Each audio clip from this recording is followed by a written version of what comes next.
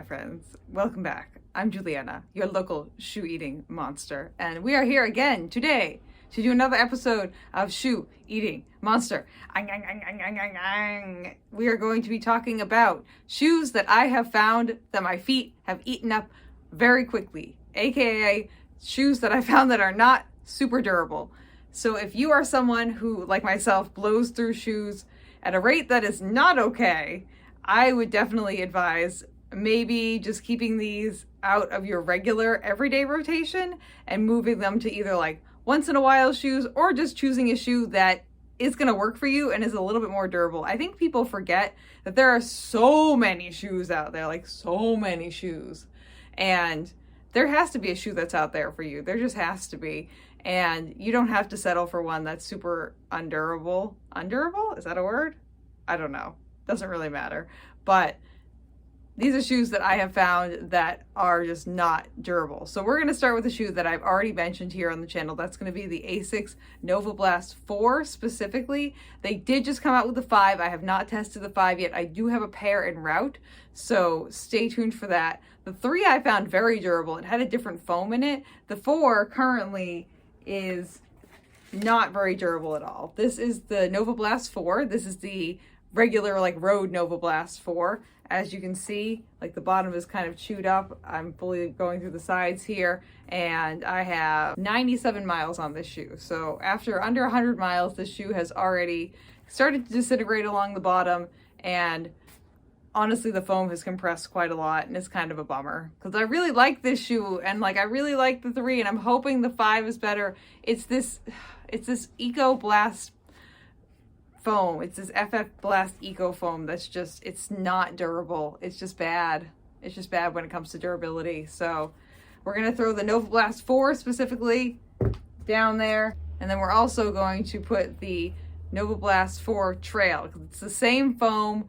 It's the same compound. It does have bigger lugs on the bottom and more substantial lugs, but as you guys already know, I blew through this shoe that has 128 miles on it, and I already blew through the side of the shoe. So not the most durable foam.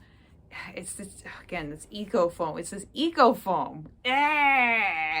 Another shoe that is not a surprise to me at all that I've already blown through, because we're going to talk about its counterpart for the road.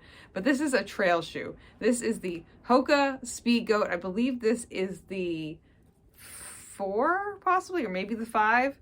But regardless, this is the Hoka Speedgoat, and it is essentially, this is the Clifton with lugs on it, with a Vibram bottom, which is the type of rubber that is on here. And the rubber itself is pretty good, but as you can see, I've already like started to chew through the side here. The rubber is already going away. I've already started to chew through the side on this side. And these bad boys only have 74 miles on them. And I will say, I was running in them the other day, and I could feel that the foam has compressed all the way in the toe already, and I'm not getting any kind of spring back. It feels like I'm just like landing with a piece of dead foam between me and the road. And again, like I said, this is kind of the Clifton from the Hoka lineup with lugs on it. And I ran in the Clifton for a really long time, and we're going to throw the Clifton in here too, because, you know, we're putting the Speedgoat in there. I'll flash a picture of the Clifton up here. This is the Clifton, I believe 9 is the last iteration. The 10 I believe is coming out, but whatever the last iteration of the Clifton is, I've run pretty extensively in it, and I will say not durable. I would get like maybe like 3 runs, which is about right for these two. About like 2 to 3 runs in these bad boys, depending on the length. And then the foam in the front would compress, and then I'd be running on a dead shoe for the next God knows how many miles. So, and the foam would always like rip out the sides, like super, super easy. And I will say, not to throw any one brand under the bus, because everyone's shoes are different. All the brands are different.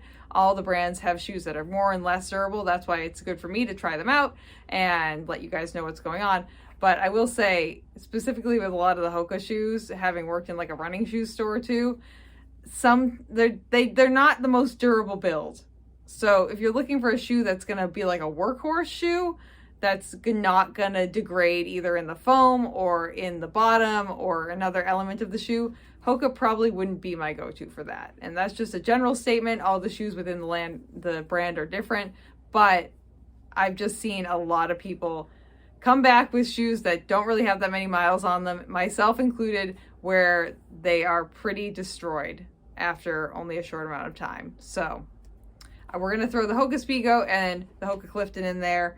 And then another shoe that I've ran in recently, which was devastating to me at how quickly it disintegrated under my feet, was the New Balance Rebel V4, which was such a fun shoe and I really enjoyed it, but I only put like 90 miles on that bad boy and it was like disintegrated on the sides. Like, it was the parts of the shoe that I ripped through, it was pretty disintegrated and it was really bad. So though I really enjoyed the New Balance Rebel V4, I can't recommend it for durability. For fun, I can, but for durability, unfortunately can't.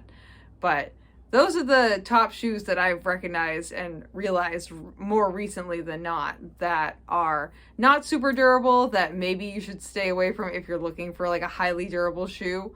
So keep that in mind and let me know what shoes that you guys have run in that really haven't stood the test of time, that you were really hoping were going to be super durable and just didn't really land the mark or land the backhand spring or whatever you're going to say for durability. So let me know what shoes were not the most durable, were less durable than you anticipated, and I will see you guys on the next episode of Shoe Eating Monster. And don't forget to like and subscribe to the channel, and love you guys all very much.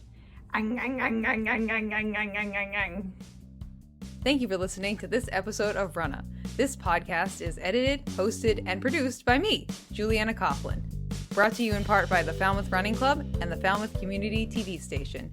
If you'd like to connect with us, you can find us on Instagram and on TikTok at runnapod, and you can send us an email at runnapod@gmail.com.